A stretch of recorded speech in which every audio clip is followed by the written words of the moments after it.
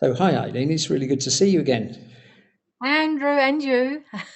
It's been a long time, 12 years since we met, I think, wasn't it? We met on a mastermind course back Yeah, in 2011 and worked together a little bit at that time. And yeah, it's really great to connect. yeah, same right, likewise. Yeah, really And good. we thought that we've got a particular topic that we thought people would be interested in because it's been something that's been a feature of our recent lives for both of us, which is coming off alcohol. Yeah. I think we both got slightly different stories with that. So what we thought we'd like to do is share our stories for the benefit of other people. We're not here to preach. We're not here to tell anybody what to do. But there's a phrase I quite like, quit for a bit and see how you feel, see what the results look like in your mind and body, and then decide. Because as we know, alcohol stays in the body for 14 days, so you've got to give it a chance to get out.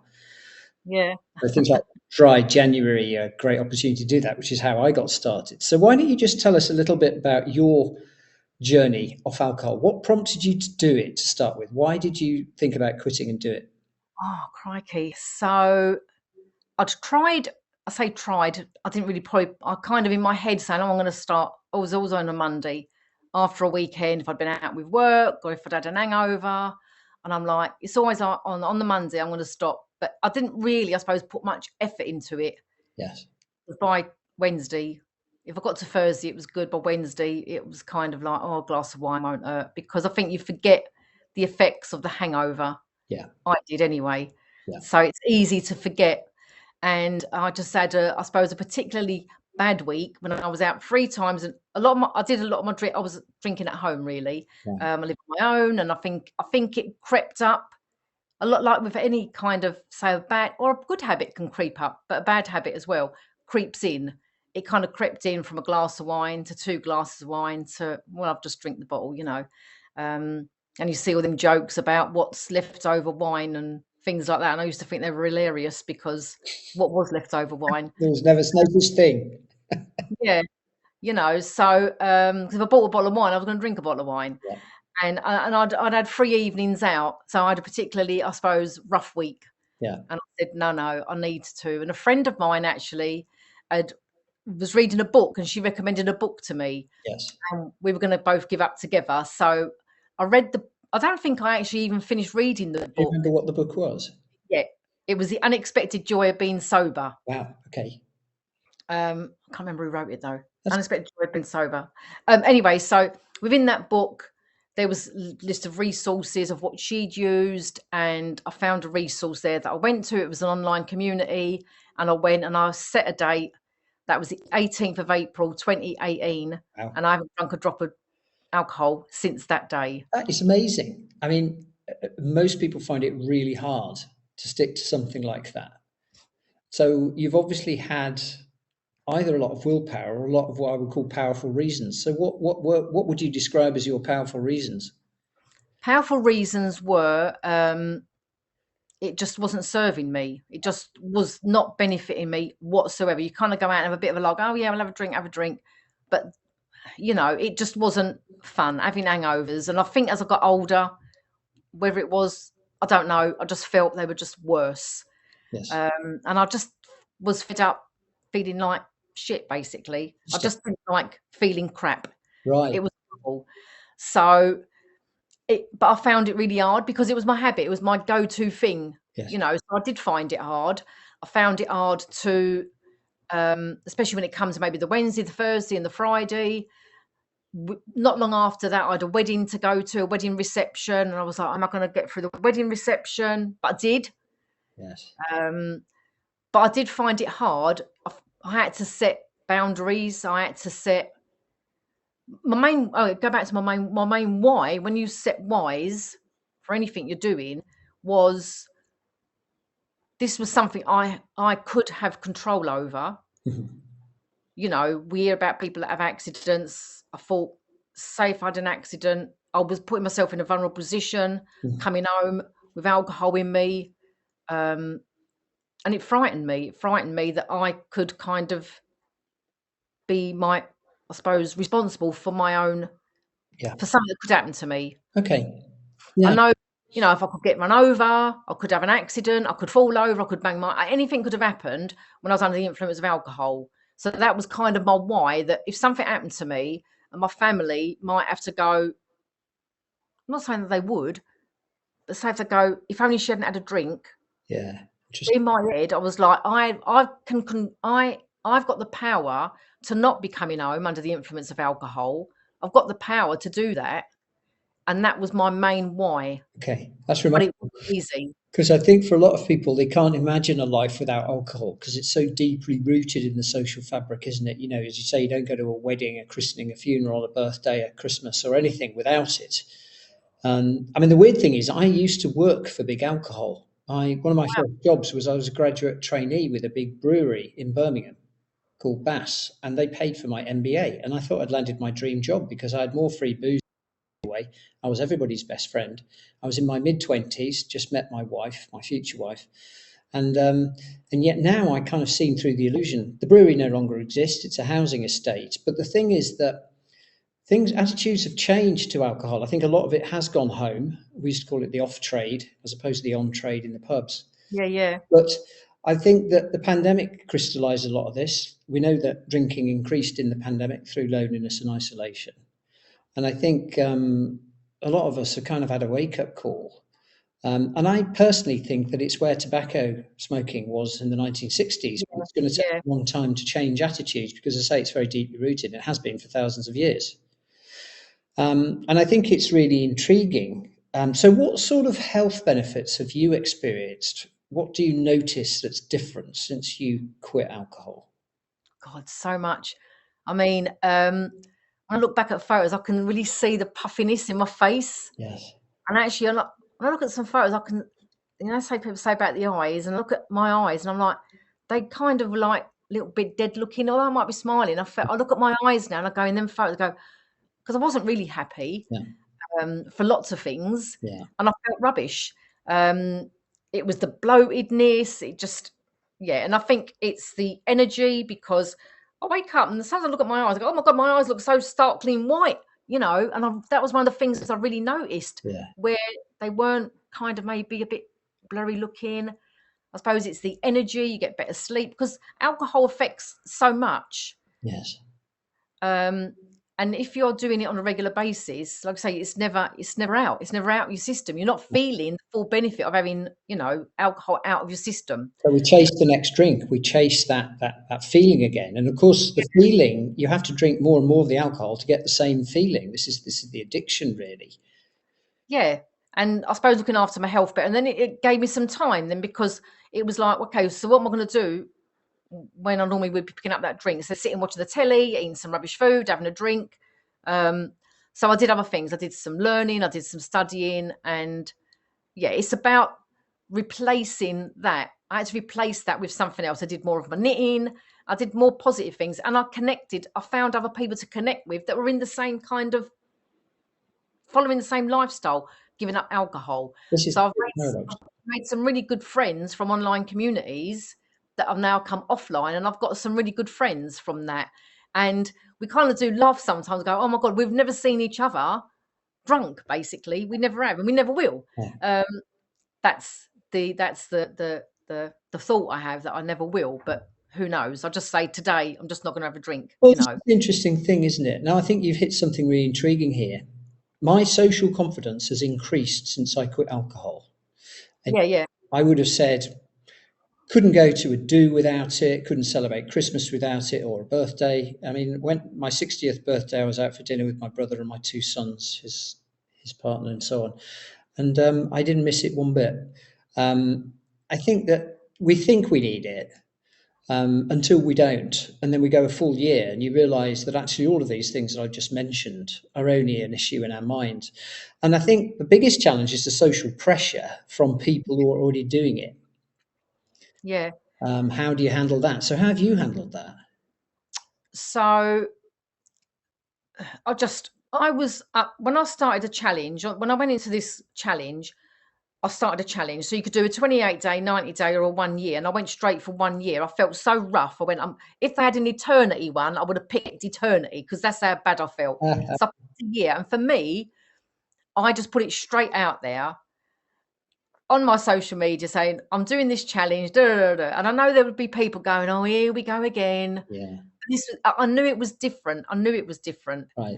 Um, so people at work would have probably been going, oh, come Friday, she'll be out. And I did go out. Sometimes I didn't.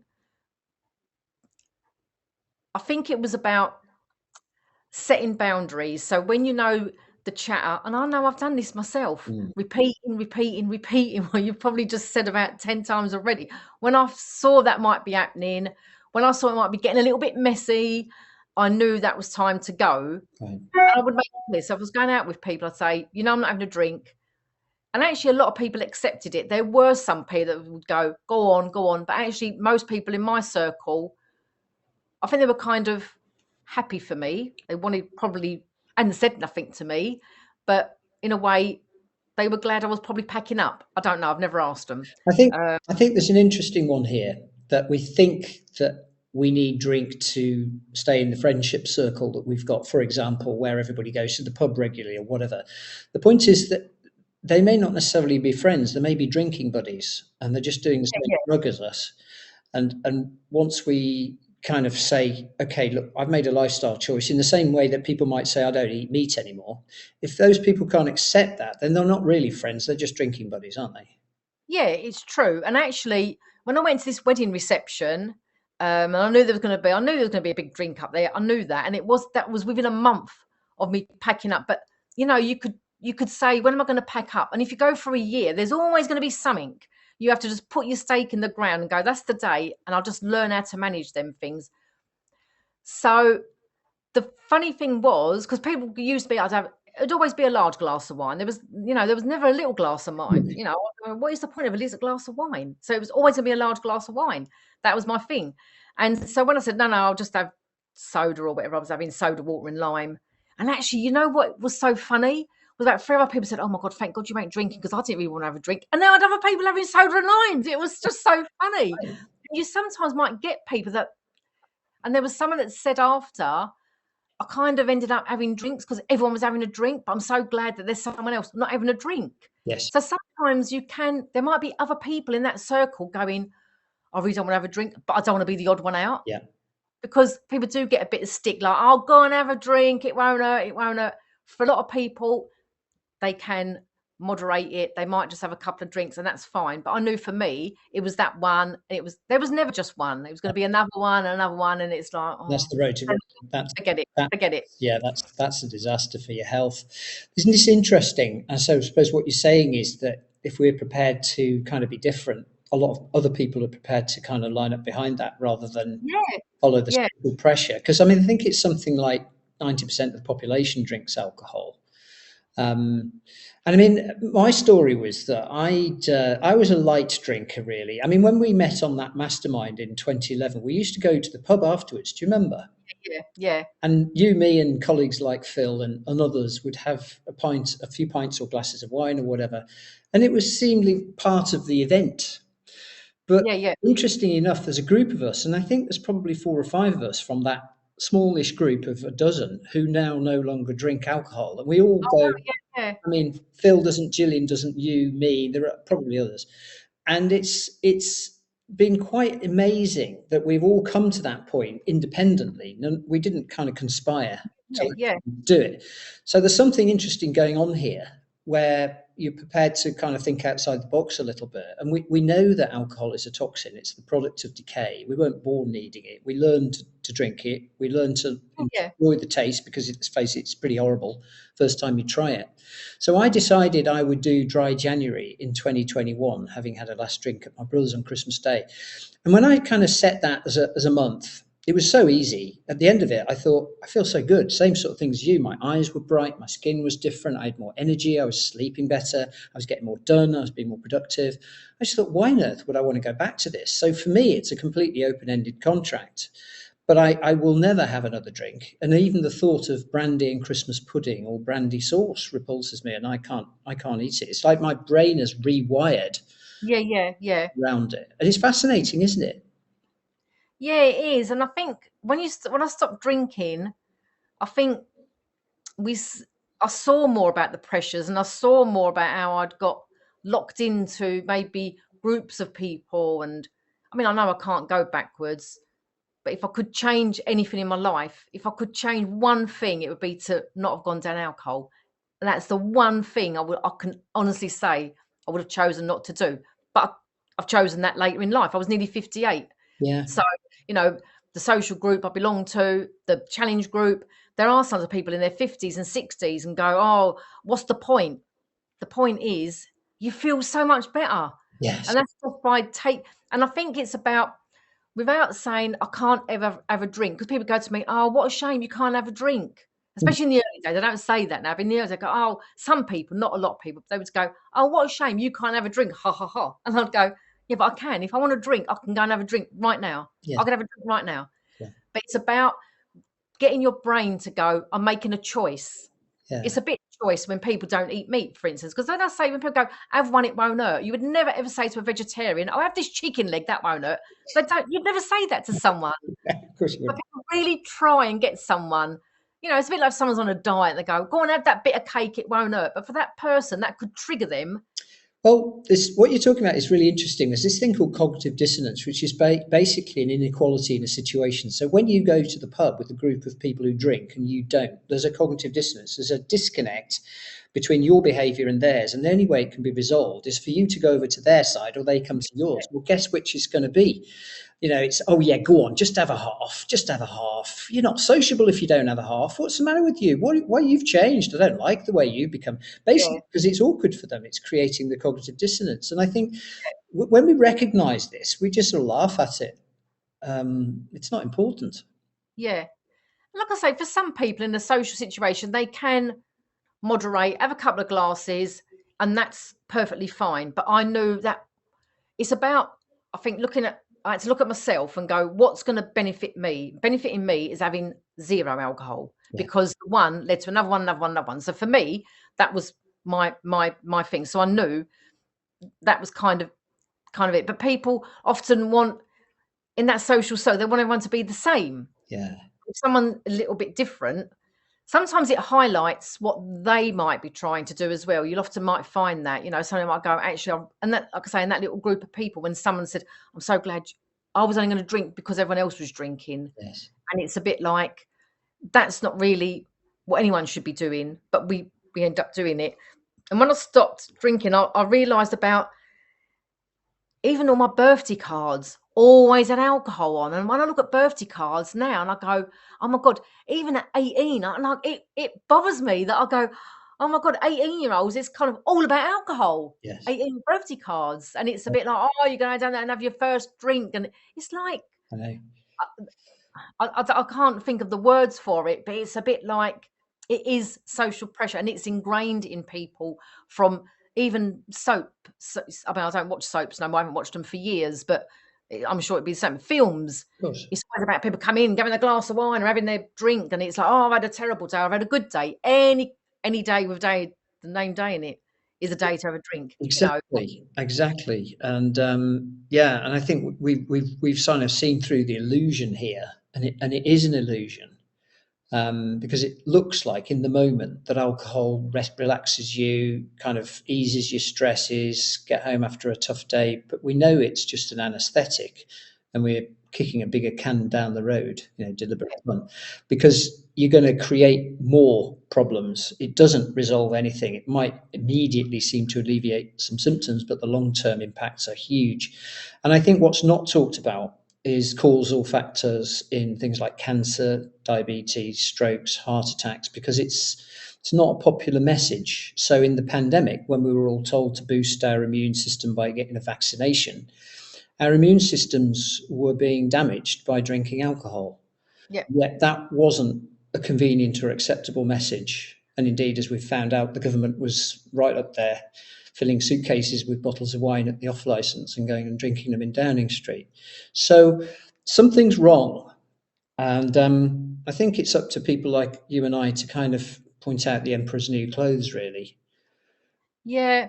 And because I've joined that community, and I think it's about finding like-minded people, and then you can see, you can find, it's like with any community, like if it's a gym or weight loss or personal development or whatever it is, learning a language, You're with people that they understand, because sometimes the people close to you don't always understand it. I mean, Yes. I live on my own, so I didn't have a partner or family living with me. So when people are living with someone, Yes. and that person, they might have always drunk together. They might have met when they were drinking. Yeah. So all of a sudden, for one person to go, I'm not drinking, the Yeah. relationship, people have made their relationships work. Sometimes the other people maybe reduce, but they manage to make it work. Some people, they don't. Like with lots of things, when something changes in a relationship, I didn't really have that. But I found things that I'd never found before, like mindful drinking festivals Yes. by Club Soda. They're fabulous. And actually, before COVID and after COVID, when I went to one, the range of alcohol-free options is massive. It's massive. It's changed so much. I went to one in Brighton last year, and obviously it was the first one that they'd had run by Club Soda since before COVID. And the range of options Brilliant. is so vast now. Yeah. And when people go, "Oh, you're not drinking," when you think of it, there's a lot of people don't drink for other reasons. Like they might be on medication, they might be pregnant, they might be driving. There's all sorts of reasons why people want something other than a flipping fizzy drink, like a diet drink. Yeah. They might want something like an alcohol-free option. That's right. They're better now. They actually taste all right. I think in the old days it was a bit like liquid cardboard if you were drinking alcohol-free lager, but they've come on a lot. They've come on a lot. There's a lot more. Some places there's still limited options, but I mean, I find a lot of them quite sweet. But there's an option. I could have a kind of a alcohol-free Baileys type drink. I've got some really nice wine. There's an actual shop in Drury Lane that's just alcohol-free drinks. Brilliant. It's a whole shop just full of alcohol-free drinks. They've got the spirit type things. They've got the wines. They've got the Baileys type. They've got all sorts of things in there. I think those things are really good insofar as they allow you to kind of be, to some extent, like everybody else, but not putting the toxins in the body. And and I think there's always going to be a place for those. Personally, my choice is orange juice with soda water. Okay, yeah. Glass with ice, particularly out here in Cyprus. It's a delicious drink. And if I'm down the pub watching the football, I'll have a couple of those during the course of a game rather than a couple of pints of the local Keo lager like everybody else is doing, and I feel great. Yeah.